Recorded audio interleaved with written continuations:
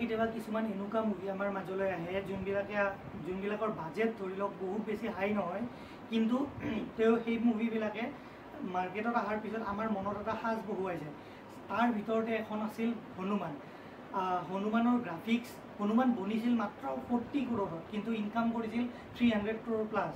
চ' এইটো বস্তুৰ পৰা আমি জানিব পাৰোঁ যে মানুহ আমাৰ অডিয়েন্সে এইখন মুভি কেনেকৈ আঁকোৱালি লৈছিল। আৰু সেই মুভিখনৰে যোনজন হিৰো আছিল তেখেতক আমি ফাৰ্ষ্ট টাইম দেখিছিলোঁ এইবাৰ হনুমানত। তেওঁৰ নাম হ'ল তেজছ, আৰু তেওঁৰে আৰু এখন মুভি আহি আছে এইবাৰ মিৰাই বুলি। মিৰাই ডিৰেক্টৰ কাৰ্তিক গাত্তামনেনি, যাৰ পৰা আমি আগতেও অলৰেডি ভাল মুভি লাইক কাৰ্তিকেয়া যদি কোনোবাই চোৱা নাই, কাৰ্তিকেয়া 1 কাৰ্তিকেয়া 2 আপোনালোকে চাব পাৰে। আমাৰ হিষ্ট্ৰীৰ লগত জড়িত কিছুমান মুভি, শ্ৰীকৃষ্ণৰ বিষয়ে আমাক অৱগত কৰায় সেই মুভিকেইখনে। চ' কাৰ্তিক গাত্তামনেনিৰ লগত এইবাৰ আহি আছে মিৰাই। কাৰ্তিক গাত্তামনেনিয়ে বনাই আছে, আমাৰ হিৰো হ'ল তেজছ। চাগে কাৰ্তিক গাত্তামনেনিয়ে এইটো বস্তু গম পাই গৈছে যে তেলেগু ইণ্ডাষ্ট্ৰীত এজন এনেকুৱা মুভি আছে, এনেকুৱা এজন হিৰো আছে যোনে স্ক্ৰিপ্ট চুজ কৰা ডাঙৰ হিৰোকো পাছ পেলাই দিব পাৰে।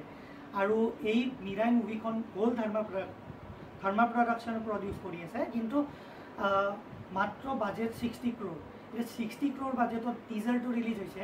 টিজাৰটো ৰিলিজ হোৱাৰ পৰা আমি এইখিনি বস্তুটো গম পাব পাৰোঁ যে কিমান ধুনীয়া এটা মানে গ্ৰাফিক্স আৰু চিনেমেটোগ্ৰাফি এটা প্ৰেজেণ্ট কৰিছে তেওঁ টিজাৰটো। 3D টিজাৰ মানে আমাক টিজ কৰিছে, সঁচাকৈ টিজ কৰিছে। মুভিখন ৰিলিজ হ'ব গৈ আছে 5 ছেপ্টেম্বৰত 2025। আৰু এইখন মুভি মিৰাই টিজাৰটো চাই এনেকুৱা লাগিছে এইখন মুভি কিছুমান ডাঙৰ মুভিৰ ওপৰত শ্লেপ হয়, যেনে আমাৰ কালকি হৈ যাওক, যেনে আমাৰ আদিপুৰুষ হৈ যাওক। এনেকুৱা মুভিবিলাকৰ এটা শ্লেপ হয় যে 60 crore এনেকুৱা ভাল মুভি বনাব পাৰি, যোনটো বস্তু কালকি আৰু আদিপুৰুষৰ মেকাৰ্ছে 600 crore লৈ কিনে বনাব পৰা নাই।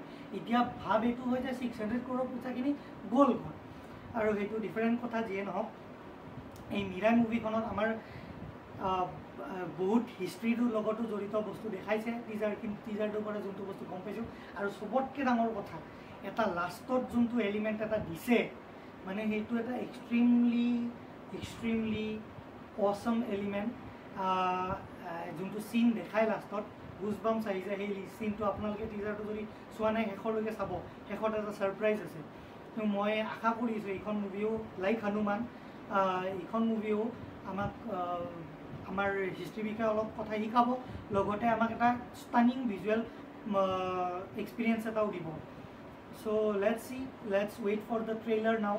ট্ৰেইলাৰ ৰিলিজ হওক, টিজাৰটো হৈছে মাত্ৰ, ট্ৰেইলাৰ ৰিলিজ হওক, দেন মুভি ৰিলিজ হ'ব। ট্ৰেইলাৰটোত আৰু আমি নানানটা কথা দেখিব পাৰিম। আৰু এনেকুৱা নতুন মুভিৰ আপডেট পাবলৈ আমাৰ চেনেলটো ছাবস্ক্ৰাইব কৰক। আমাৰ চেনেলৰ নাম হ'ল চাই উইথ চিনেমা। আমি সদায় এনেকুৱা মুভিবিলাকৰ বিষয়ে কথা পাতোঁ। গ্ল'বেলি যিমান মুভি ওলায়, আণ্ডাৰ ৰেটেড হওক, অভাৰ ৰেটেড হওক, চবৰে বিষয়ে আমি কথা পাতোঁ। ৰিচেণ্টলি আমি দুটামান ৰিভিউ দিছোঁ, সেইকেইটাও আপোনালোকে নিশ্চয় চেক আউট কৰক। Thank you. আৰু কিবা যদি ভুল ভ্ৰান্তি হয় নিশ্চয় কমেণ্ট ছেকশ্যনত আপোনালোকে জনাব পাৰে। আৰু আপোনালোকে এইটোও জনাওক টিজাৰটো চাই কিনে মিৰাৰ যে আপোনালোকে কিমান এক্সাইটেড হয়, আৰু এক্সাইটেড হয় নে নহয়। ধন্যবাদ। Audio Jungle।